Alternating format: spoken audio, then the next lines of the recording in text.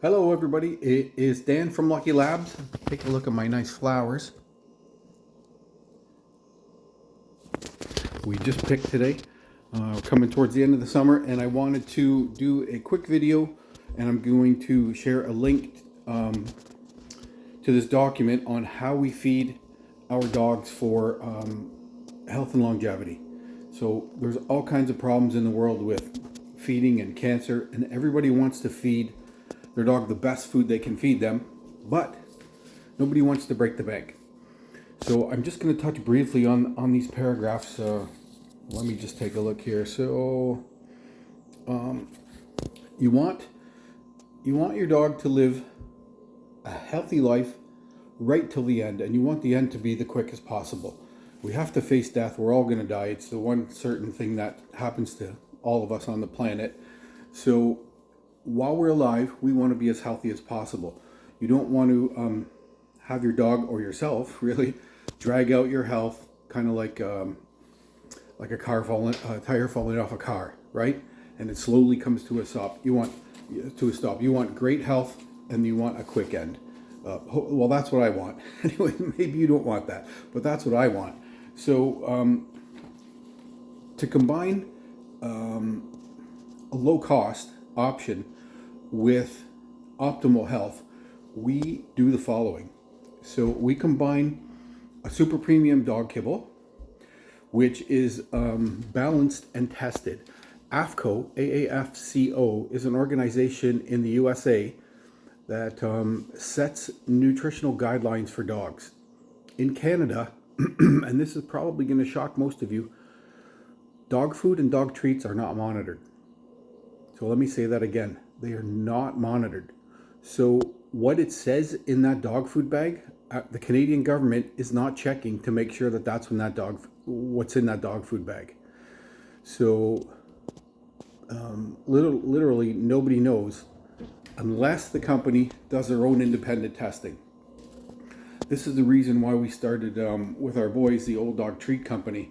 We wanted treats we could trust, because if nobody's checking and you read the ingredients on the label, that might not even be what's in there. Nobody knows. So it's called the company. It's said that the companies self-monitor. They self-regulate. I don't like that. So, anyways, a super premium kibble is going to give your dog everything it needs. For us, a big part of that is growing puppies. If puppies don't grow with the proper nutrition, everything gets messed up. It's quite a delicate balance.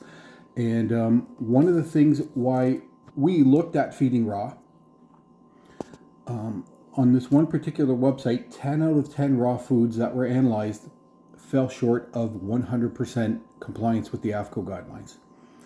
So because there's nobody monitoring this, like how would we know that everything in that raw food is going to be everything that puppy needs to grow properly? We don't. So that's why we've chosen the dog food kibble company we've chosen. They do independent testing on their own. I believe every batch is tested, if I'm not mistaken, to make sure that it does comply with the AAFCO guideline. So that kibble is 100% balanced nutrition for the dog. The ratios are right and the amounts are right. There's not too much. Sometimes too much of one of the things, let me find it here. Too much vitamin E, too much selenium, or too much manganese is dangerous. So if you're making your own food for your dog, or you're feeding raw and nothing's tested, how do you know how much of those minerals are in there? You don't. So, and we don't, and that's not something we're going to take a risk on. So, because there's no regulation and guidelines, we've chosen not to feed just a simply raw food. We do provide raw food to the dogs, and we provide raw dehydrated in the form of the treats that we give them, the Old Dog treats, but we won't buy a commercial raw food. That's just us. You don't have to agree, you don't have to like it, but that's what we do. So there's a story of We brought a puppy into a vet and his legs were super long and wobbly. He looked like a little Bambi, a little deer. And the vet started asking us a bunch of questions to problem solve. And one of the questions was, are you feeding this puppy raw? Because he has seen, it turns out through this conversation, quite a few dogs and puppies with hollow bones, different bone and joint issues, because people feel that it's better to home cook the food for the dog. I know that does give you a good feeling because you care and you want the best for them, but unless you are a canine nutritionist, you likely are not going to be able to provide the proper ratios of I'm trying to think for bones now. Is it calcium and magnesium? I don't remember. I'm not a nutritionist, so I don't know. But he says it's a real problem with people feeding raw because they think they're doing better, and it's not better. They're causing problems, and I feel terrible for them because they're contributing to the improper growth of their dogs when they love them more than anything. So that brings me to supplements. So a lot of people believe in supplements. I don't. I believe in feeding the food you need. If the food is lacking, or if there's a dog food you're feeding that has a list of supplements in it, take a look on your ingredient list. And if you go down the last 5, 6, 8 ingredients are different supplements, that means the food you're feeding is not nutritious enough for the dog. So they add supplements. Now, some supplements are synthetic, some are natural, some need certain other nutrients to be absorbed, some don't. And I know that there are absorption problems with supplements. So even if we take vitamins, if you take a multivitamin, 100% of that vitamin is not getting into your bloodstream. I don't know what percentage is, but I know that the best way to get your nutrition is through food. If you can't do that, then you're not feeding optimal for yourself and for the dogs. So the points that we follow are 10% of your dog's bowl is going to be fresh. So I'll make a link to this document in the comments on this YouTube channel, and it'll be to one of our blog posts. I'll put this in the blog post, and you can print, log on to it, go to it, and print it out if you like. But we will feed kibble because that's the balance, and we know we've used the same kibble for probably 15 years now. We know what to expect from it. It's very solid. But 10% will be fresh food. So sometimes some of that will be raw. We will feed some raw sardines. We will feed chicken hearts, liver, giblets, different things like that. Lots of vegetables. And in this spot here, this is my edit. This is a list of all the different foods that we rotate through. So it's not critical that you feed all of those foods every day, but if you put a few in the bowl and you rotate through them in a week, you're really gonna help your dog's health. They're gonna be much happier. And this video is part of 4 different parts of keeping your dog healthy, and they are diet, movement, genetic predisposition, and stress. So I'm gonna have 3 more videos and 3 more documents where I'm gonna talk about these other points to keep your dog at maximum health. I know people say, oh, my dog's not stressed. He just lays around. It's not a problem. Dog stress is not what you think it is. Unless you've researched this and you've learned what you think stress is to the dog is probably not stress to them. They have different stressing factors. So we're going to touch on those in the future. So the second thing we do is we feed live probiotics every day. So we order 5 jugs of goat kefir, which is fermented goat milk. It's like it's kind of like yogurt, but it's more milky. And because it's goat milk, it's a little bit easier to digest for the dog. So every month or so, we get 5 of these jugs in, and we put some of this kefir on their food every day. You can substitute no sugar Greek yogurt. that will work, or cow kefir, but just watch the sugar. I know the cow kefir in the grocery store, you can get it on the shelf. It has tons of sugar in it, and you don't want to feed your dog sugar. It's nothing they need or they would eat as a wolf in the wild. Stainless steel food and water bowls, that's all we use. Don't use anything else. And we feed both meals within an 8-hour window. So there's research out there that says, excuse me, feeding your dog once a day allows them to fast the other 23.5 hours, which rests their digestive system and boosts their immunity, their immune system, and it slows aging. For a lot of people don't like that. So a lot of people have trouble feeding their dog once a day. If your dog was left outside, it would probably eat, well, some labs wouldn't. They would look for food all day long. But wolves and humans, 10,000 years ago, we would eat once every few days and then look for food again. So typically we would have a long fasting period, and that is good for your dog. It rests their tummy. It helps keep their poop firmer.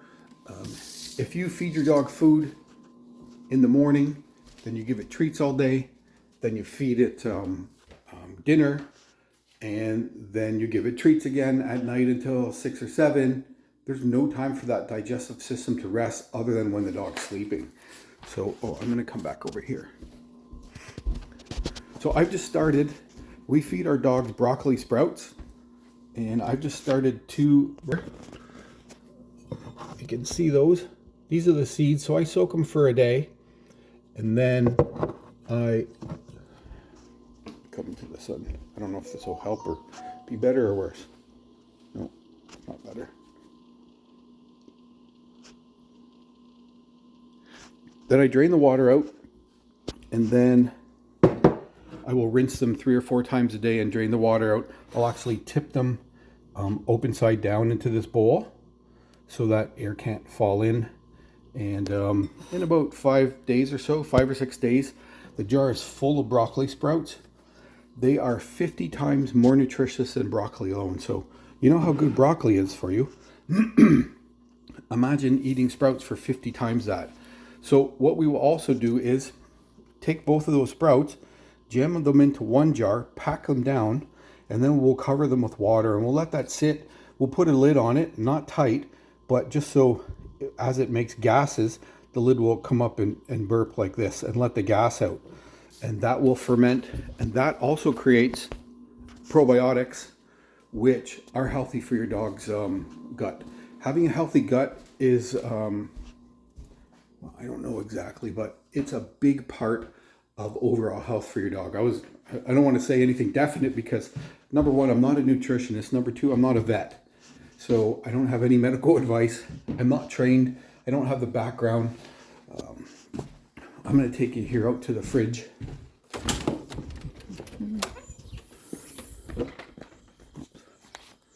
You can see she's painting our gazebo. Say hi to the Lucky Labs viewers, hon. Hi. Just painting. Painting.